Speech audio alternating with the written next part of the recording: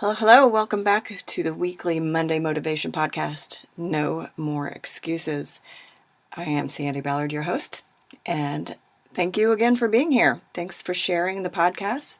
And again, because it's the only way it gets around the world, only way it has gotten around the world. And a shout out to Barb, who binged my podcast and some other podcasts, but I love it that she had a 600 plus mile road trip, and she said she binged a lot of podcasts, including mine, so that was fun to hear. So thanks for sharing and connecting with me on all the social media outlets. And wow, last week's podcast got a lot of people thinking about their value, their self-worth, the determination you need, and everything that keeps you getting up and doing it all over again, right? Did you decide that you are worth it? I sure as hell hope so, because I know I am. And I know as I talk to a lot of clients who aren't really sure about their self-worth and doubt because of confidence issues, I know a lot of them are, and that's what I try to do, is keep people going. I read a great article on Flipboard, and unfortunately I thought I emailed it to myself, and it does not have the title in it, but it's about confidence and self-worth and how it's misunderstood. I'm going to find it again because I want to share it this week in my social media, so look for that. But it's based on your perspective. So confidence is really based on your perspective of your past and future. It's your true belief. So reflecting on last week's podcast, your worth. A lot of people come to me with confidence challenges, or why isn't my business doing what it needs to do, and all that. And it's all boils down to fear and confidence, right? That article was a long article, but it had great insight about where our confidence stems from. Again, our own personal perspective of the past. Yes, we might not be as confident because we've had some failures, but if you don't shift your perspective and think about all that you've learned and what you're doing differently now, how can you have that confidence, right? So you really need to shift your mindset and let that stuff go. It's hard to do. It's really hard to do. And I had a client that has come to me, well, a lot of them, but one I met with the day after I read this article. So he and I met last Thursday, and he came to me. First thing he said was, I think we need to take a break because of lack of progress. And I was like, okay, well, let's talk about that. He came to me about a year ago. Confidence and how he introduced himself was his main challenge, the main thing he wanted to work on. And so I was like, all right, let's talk through some things. And I asked him to explain a little more. And he went on to talk about a couple tasks for his own personal business that he hadn't gotten done. And I agreed. He's really overthought a couple things.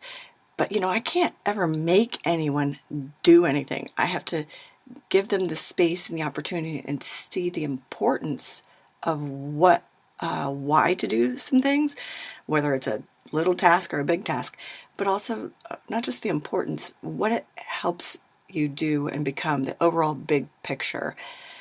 So we talked about, it's like, what's the relevance to these tasks? Are they going to actually help you become who you want to become? Of course, he diverted the conversation, avoidance, and started talking about other things he is doing and things he's having fun with and accomplished. And one of the things is he was excited about, and this is what people do when they're avoiding, again, facing the fact that they haven't done some things because they don't understand why. So one of the things he was really excited about was that he had gotten 3 more projects from one client just by asking bigger, bolder questions. He's getting his client to think deeper and about a bigger picture, right?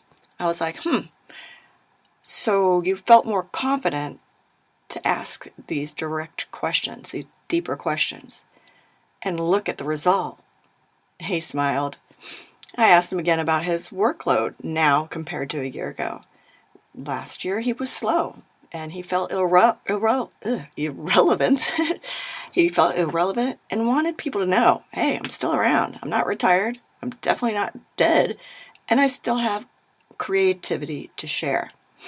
He smiled again when I brought that up because right now he has been super busy, productive. Yes, his schedule is full, lots of projects.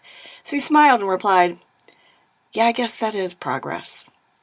Sometimes it's hard to notice our own progress because we're just so, I call it the ostrich syndrome. We're just so focused. We've got our head in the sand.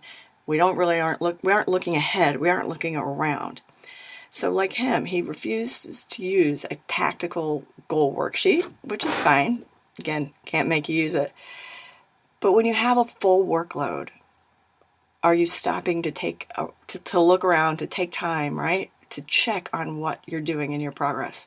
Stopping to check your progress on your own or with a coach can help you realize you actually have made progress. And he came to me thinking he hadn't made any progress. You have to step off the crazy train, the hamster wheel, whatever you call it. I had someone call it the bus the other day. That's fine. You got to look from the outside in. And many times a coach is the only person that can help you see progress in other ways than just money, right? Especially when your challenge is something intangible, I guess, like confidence. The lack of the money is just the result. And perhaps that's why I preach so much about checking your progress and how your tasks affect your goals and how by achieving your goals, personally and professionally, you become the best version of yourself. It builds the confidence, right? And we all know that as things are going well, it helps our confidence, right? But it's also our perspective. If something is triggering that negative perspective or perception of who we are and our abilities, then it's going to affect our confidence. So you've got to remember, your overarching goal shouldn't really be tangible or measurable, I guess, but by becoming who you want to become, stepping into that allows you to achieve more measurable things like a certain amount of income, vacations, I don't know, a house at the beach, a new kitchen, a new car. Those things come from stepping into who you want to become. So whatever your goals are, you've got to really take time to look at that. So this week, I want you to take time, think forward. One of the things I suggested to this client I'm talking about is I kept asking him, what's next? What do you want for you and for your business? And he's just so focused that he had the tunnel vision, the ostrich syndrome. He was looking at his workload and I had to snap him out of it. I had to ask him 3 times. And he finally started thinking more about the future. So look at that. Again, you reviewed your first quarter goals, but now look forward to the end of the year. How are the things you're doing affecting who you want to become? All right? It's a bit deeper, but again, building upon your worth, adding to that confidence. We've got to change your perspective and your perception of who you are, the actions, the things that's happened in the past, and look at your future and get you to think more positively about that. And that will help your confidence. All right. Have a great week. I look forward to hearing from you with any questions because, again, this is a bigger question than just did I hit all my goals, my 30, 60, 90-day goals? Did I get all my tasks done? All right. Look forward. Tell me what's on your agenda. What do you want for your company? All right. Have a great week. Cheers.